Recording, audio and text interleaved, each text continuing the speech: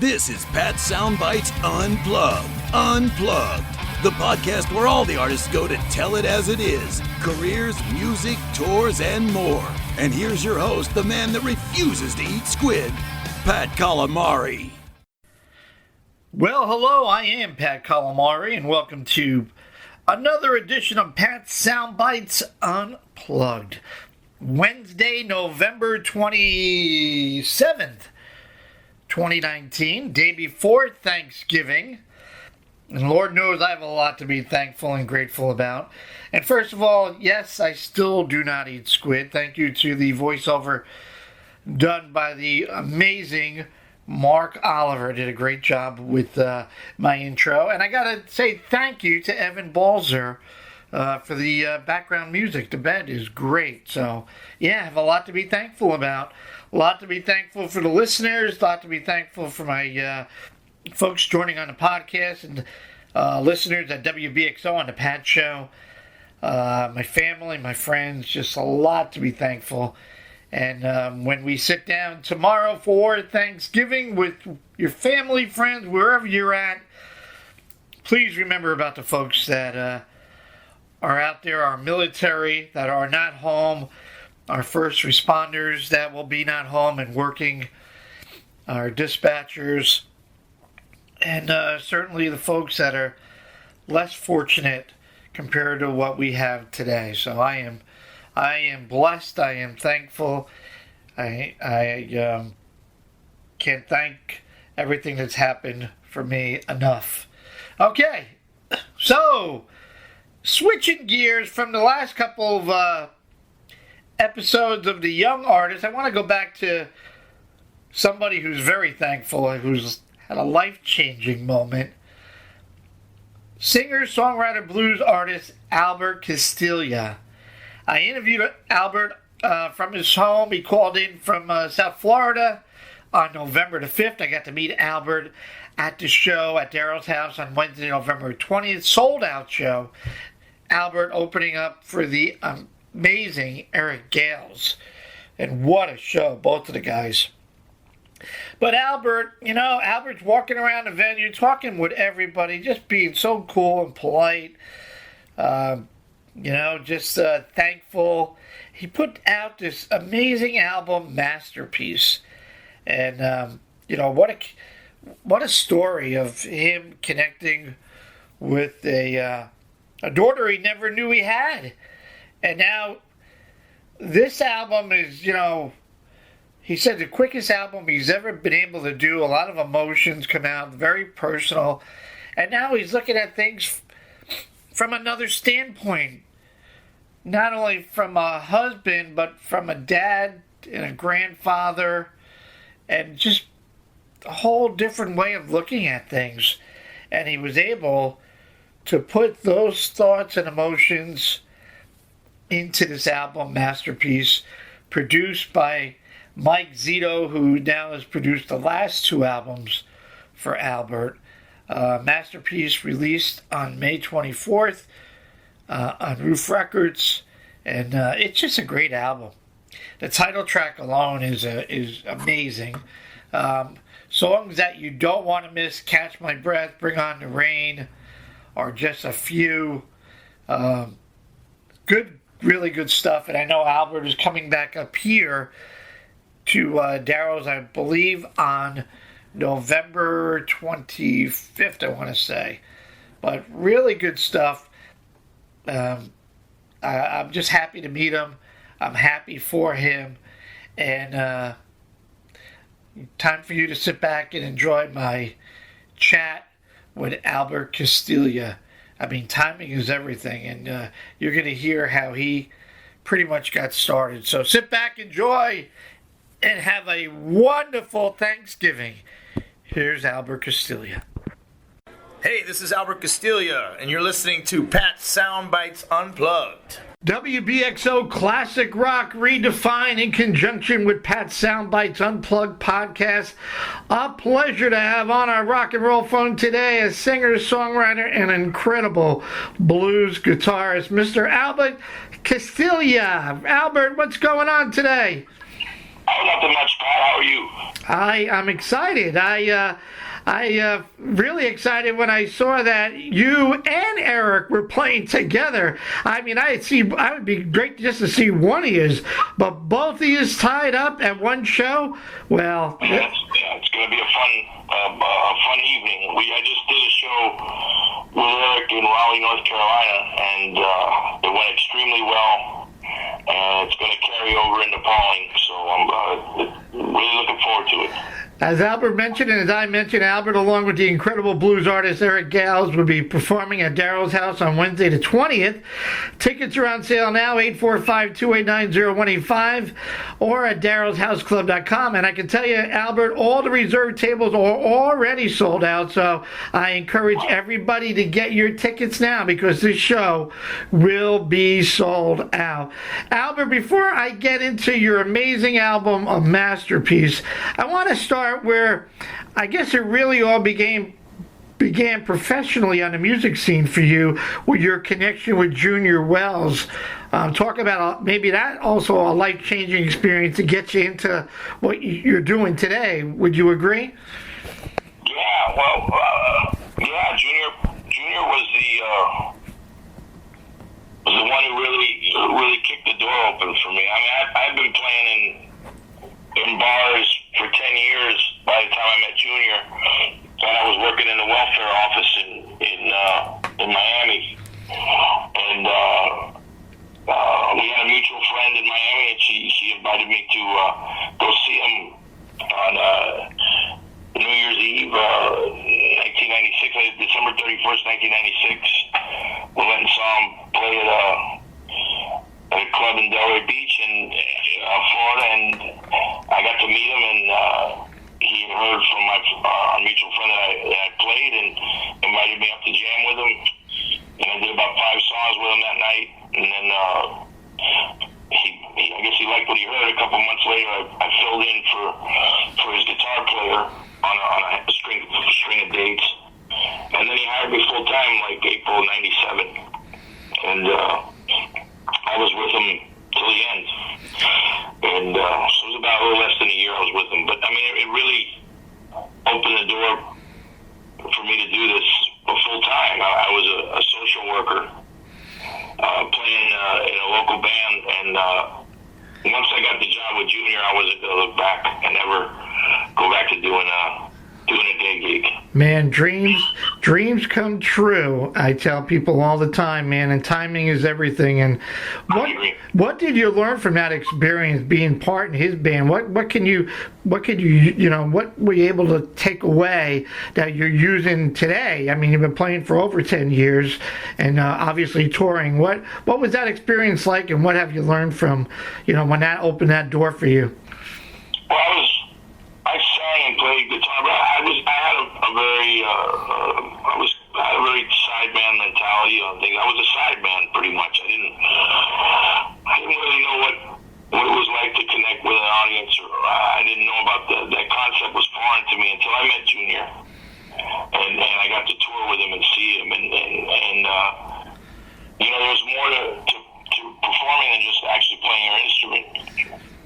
You have to engage your audience and connect with your audience, and Junior had a real talent for that. I mean, aside from the fact that he was an amazing harmonica player, an amazing singer, it was his connection with his audiences that really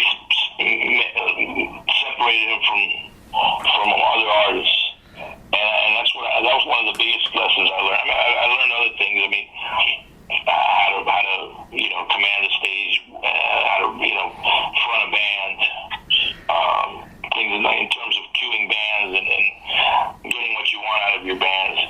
But I think the biggest lesson I learned was that the show's not going to go well if you can't connect with your audience, and he was the king of that. Excellent. His audiences feel like they were part of the show, and they are part of the show. It's the whole performance aspect is a shared experience. Music is a shared experience, and if the audience doesn't feel like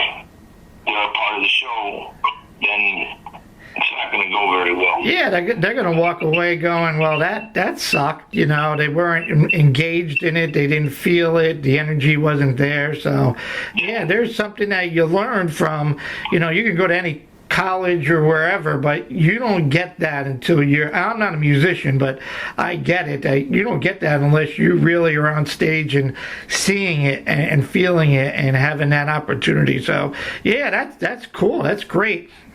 As a great, you know, I don't want to get too excited. You're a fantastic guitar player, and I've been blessed. I was just hanging out with Billy Gibbons the other day, the amazing, my good friend Billy Gibbons, and I always ask, you know, awesome guitar players like yourself, Billy and Eric Johnson and Joe Satriani and many others, how would you describe your tone, Albert? How would you describe your tone and your style? My style, as far as my tone goes, I'm constantly searching for my tone.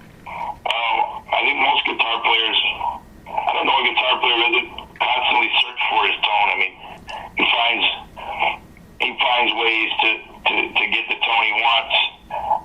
Whether it's using different pedals or amplifiers, but I don't know if it matters much. I think it matters to us as musicians. But I think when I listen to tapes or if I listen to recordings, it doesn't matter what we use. I think it's all on our fingers.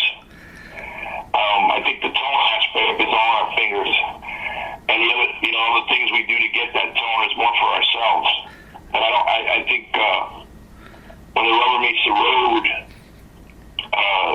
it's all in the fingers. But as far as my style goes, I mean, I was influenced by Billy Gibbons. Absolutely. I mean, there's just so many great artists that influenced me, and I'm just a product of all the great blues rock guitar players dating back to the 60s and even the 50s. But I guess I'm a very visceral player. I'm not a smooth player, but I definitely play with a lot. I play with feeling. I think that's where it comes from. I'm just a raw, visceral player, I think. No, okay, good answer. Nothing wrong with that. Let's switch into this wonderful album, Masterpiece, released May 24th, 2019, Gulf Coast Records. I believe is that Mike Zito's label now? Yes, indeed, Gulf Coast Records. Yes, that's Mike's label. And talk about an unforeseen triumph, a connection with a daughter that you never really knew. I mean, talk about emotional. I mean, incredible story. The album. I mean, the title track alone is just simply beautiful. Your lyrics are raw emotion. Your amazing guitar playing. Your vocals are spot on. I mean, how difficult was it to write these songs about this, life-changing event for you? It was the easiest. Really? It was the easiest material. No, yeah, it just flowed out of me. Songwriting is a challenge for me. I most often write about things that affect my life. Things that are involved in my life. I mean, that's where it comes from. Right. It's all about my life. But this thing was so. This event was so powerful that I let it all out, and it was the emotions, the feelings, the lyrics they came out. It flowed pretty easily for me. I mean, that's how powerful of an event it was for me. I never had at the time. I didn't think I had any children. I didn't really have children of my own. I didn't think I did, and I was, perfectly content with my life as it was, just carrying on, it was too late in the game for my wife and I to have kids, and I was fine with that, I didn't really feel like I had any regrets about it, and I just carried, I love my wife, I married her, I didn't marry her to have kids, I married her because I loved her, so right. Kids weren't really a priority for me. I was on the road all the time, and I probably,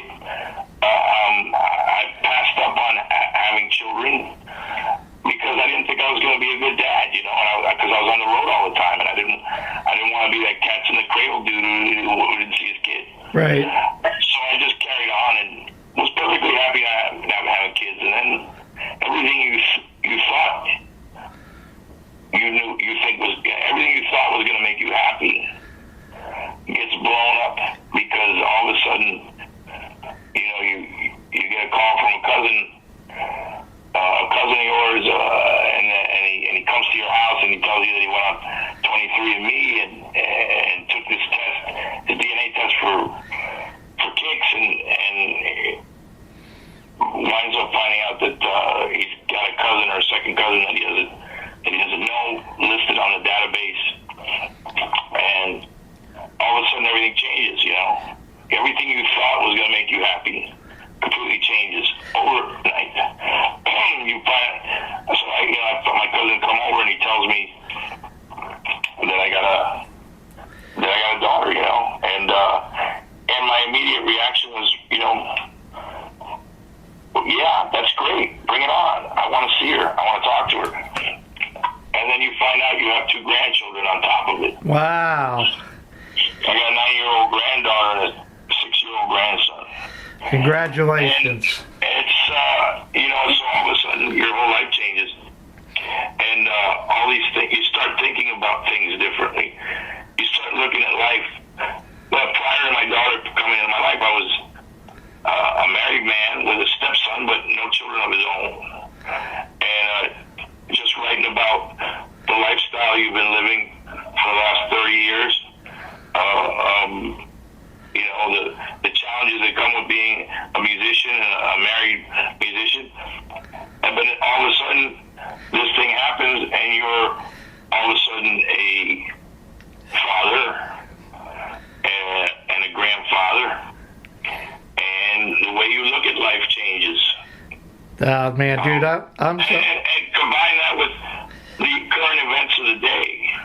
Right. Things like, when you have grandchildren, you start thinking about their safety when they go to school. You start thinking about, you're just looking at things completely different. So going into, when this was happening, Mike approached me, Zito had approached me and said, hey, it's time to make a record. I said, no problem. And for some reason, I had a lot to say, and it all came down on pieces of paper, and then I matched the lyrics with riffs that I had been messing with over the last year, and it was quite an easy record to make.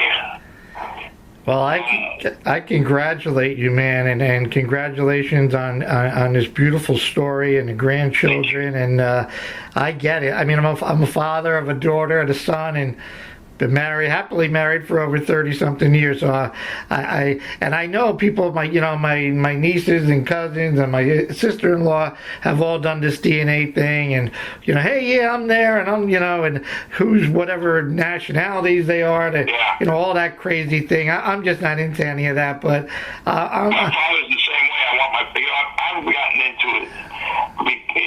I've been fascinated with it. I've been trying to get my dad to take it, but he doesn't want to take it. My daughter is slowly warming him up to doing it. I mean, she's become a very powerful influence in his life. Yeah. She's like, he's like putty in her hands. Everybody it's just been a wonderful experience.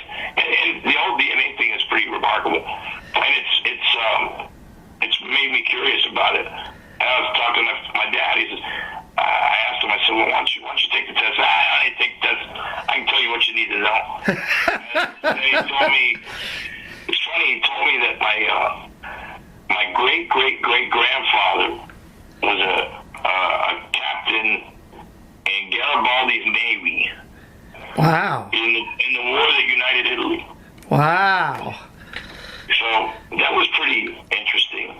But I still want him to take the test. Well, you got to work on your daughter. I guess she's gonna get that accomplished. She's gonna work on it. The songs, Albert. I mean, like as I mentioned before, the title track. I love Catch My Breath. I love Bring On the Rain. All I could picture was you just crying, the rain. I mean, I'm a lyric type of guy. I like to really understand the stories. Sometimes I'm right, sometimes I'm wrong, but just... Well, Bring On the Rain was a play on words. My daughter's name is Rain. Ah, okay. And her mother named her after the Rain song by Led Zeppelin. Oh, okay. Her mother's a singer. She's a great singer. When we were kids, we'd sing and play pass the guitar around. But yeah, and so the song was kind of just about how she made my life complete, and how changed my life in a positive way. We're talking to Albert Castiglia. Albert coming up here to Daryl's house on November 20th, and he's got an incredible story, and he's yes, he's definitely blessed, and life is good, and things are interesting now for you. And obviously, you've had the opportunity to play these awesome tracks live. And I mean, I've watched your videos on YouTube, and I can see the emotion on some of your, the other songs from, Big Dog, which got me hooked into you, and then Up All Night. But to play these songs, got to be, oh man, like whoa. I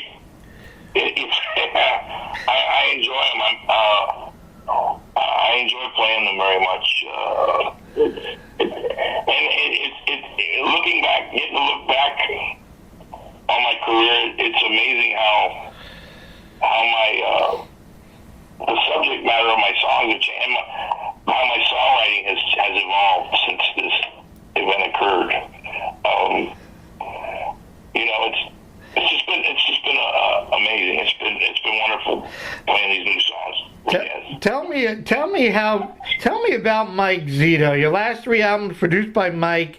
He's a musician in his own right. He's coming up here at Daryl's on Thursday, December 12th. I got an interview hooked up with him already. I just talked to Allie Venable from Texas. Allie just played up here. She had Mike as a producer. I mean, what do you look for? Before we talk about Mike, what do you look for in a producer? What makes that magic happen? I mean, this is your 8th album and 3 with Mike. So the first 5, what are you looking at for as an artist for a producer? Then we'll lead into Mike. I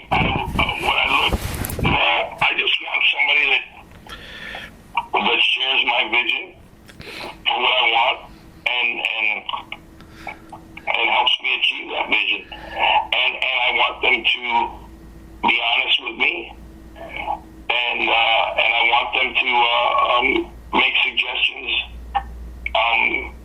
as we go along. I don't like yes men, but I don't want heavy-handed people either. I just want somebody who can share my vision and help me achieve that vision by any means necessary. And I've had some really good producers. Dave Gross out of New Jersey.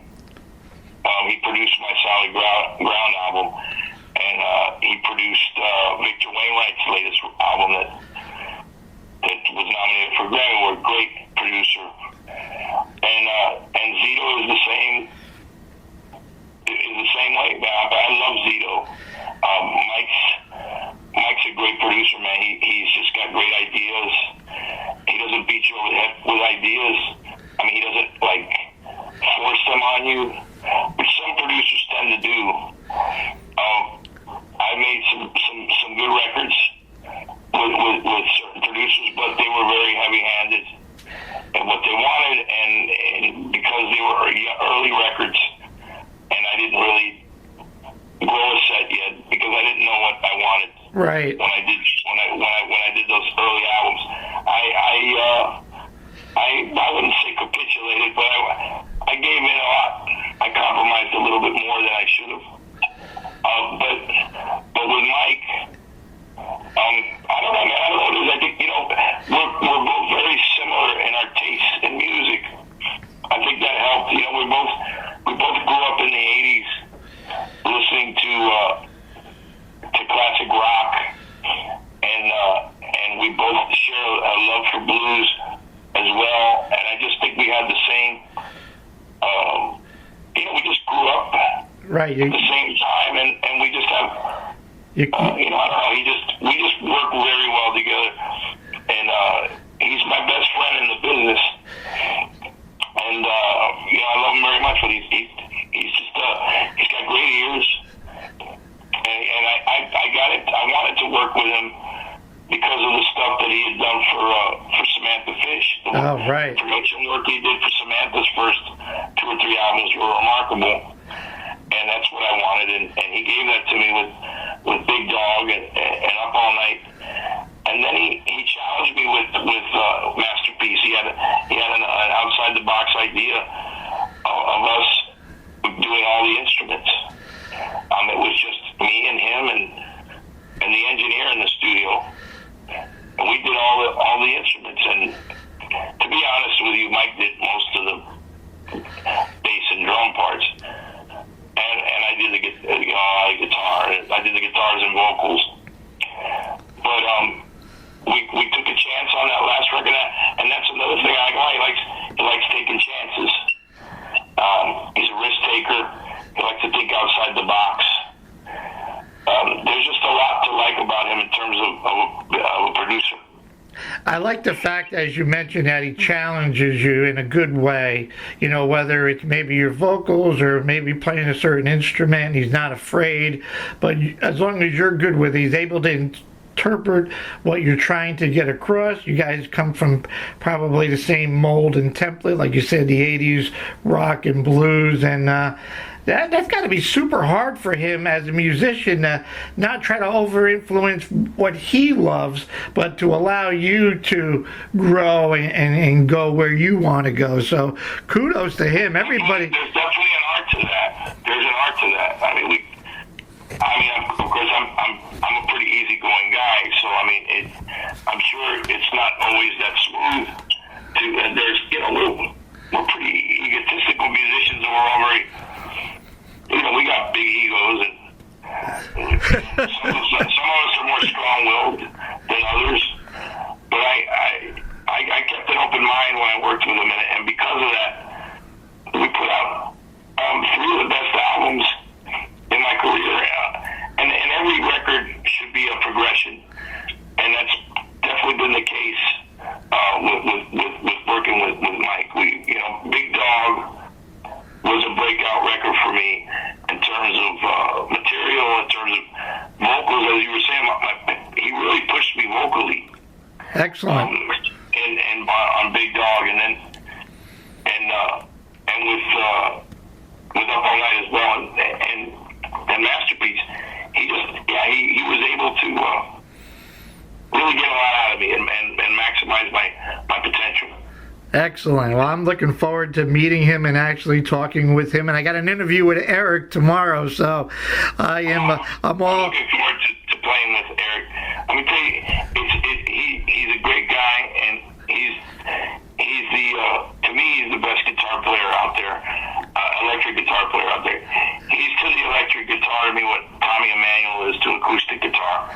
It's just like an extension of his body. It's like a part of his body. I never see anything like it. Dude's amazing. I'm very honored to be on the bill with him, but I'm very lucky. I'm very glad that I'm opening up for him and not following him. Well, like I said to you before, Albert, if it was just you, I would be there and push to make sure the show gets sold out. When I see Eric and you, I go, are you kidding me? I said, and this is a Wednesday night? Are you nuts? This should be a Friday night. But I knew, I predicted, and as I said before, the tables are already sold out, and we love the blues and rock up here, and that show is going to be something. November 20th in Daryl's. Get your tickets today, 845-289-0185 or darylshouseclub.com. Eric, I can't thank you enough for all your time. I congratulate you on this great album, Masterpiece, and I congratulate you on being a father, a grandfather, and it's a beautiful feeling. I'm not a grandfather, not that I'm pushing for that, but it's certainly a beautiful feeling, and it opens up so much of opportunity songwriting wise for you. I'm sure watching the kids get older as they do. When you put the guitar down, Eric, what's your favorite thing to do now besides hanging out with your daughter and hanging out with your grandchildren? Any outside interests and hobbies? I like sports. There you go. I like sports. I'm a Dolphins fan, but I'm also a Giants fan. My dad grew up in the Bronx and followed the Giants back when they were playing in Yankee Stadium. Boy, that was a sad game last night. I had a feeling when that black cat got dropped on the field that it wasn't gonna go our way. Yeah. But I like sports, and I like being at home when I'm not playing, and I gotta ask you before I let you go. I gotta ask you, one of my favorite songs that I always throw in there on my set list is "Get Your Ass in the Van." And as I said, I'm a lyric guy, so I don't really know what you were talking about. But maybe listening to that song enough was some of these artists that maybe are lazy and don't want to put in the effort. And I think maybe you heard enough about it and said, "Dude, man, put in the work. Get in the van and get out there." And it was actually inspired by a post by a Facebook post by a young musician who had been playing very long, who hadn't been on the circuit very long, and was pissed off that they weren't famous yet, or they hadn't gotten.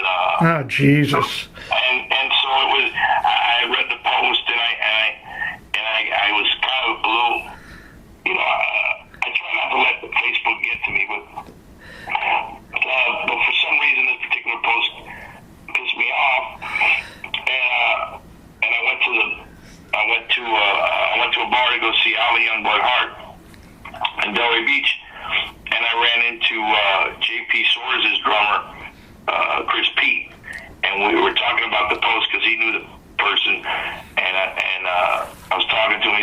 He just needs to get himself in the van and go out and tour, and he needs to build up his. I'm like, wait a minute, I got an idea for a song, and so I went home, and it didn't take me very long to write that song. Nah, it's a great song. I love it. All right, Albert. There's no quick way to making it in this business. It's just hard work. Nah. You gotta go out and tour and play as much as you can, and there's no quick a shortcut to that. I like I said, I was just with Billy Gibbons the other night and hung out with Billy, and I always ask him, I said, Billy, why do you do what you do? You don't need to do this. And he says, man, that's all I know what to do. And he goes, well, he goes, and then he says, I got to get away from the wife once in a while too, in the Billy talk. So I love him to death. Albert Castiglia. Go check out his website, albertcastiglia.net. He's on Facebook, he's on Twitter, and he's coming up here at Daryl's house on November 20th with Eric Gales. Albert, congratulations. Great story. I hope you enjoyed the chat as much as I have. I did very much. It was great talking to you. I hope we get to do it again. We absolutely will. I'm going to get to meet you, and we're going to, what I also do, we roll the dice. Anybody with a new album, we roll the dice, and if you roll a 5 of a kind totaling in 3 rolls, I will play your entire album. And let me tell you, Billy's done it, Alice Cooper, 3 Doors Down, Samantha Fish, Dana Fuchs, you name it, everybody has done it. And I only had one person have gotten 5 of a kind in 3 rolls, so I'm looking forward to getting you to roll the dice. We videotape it. Roll the bones, baby. All right, Albert. Albert Castiglia here at WBXO. We are classic rock, and we are redefined.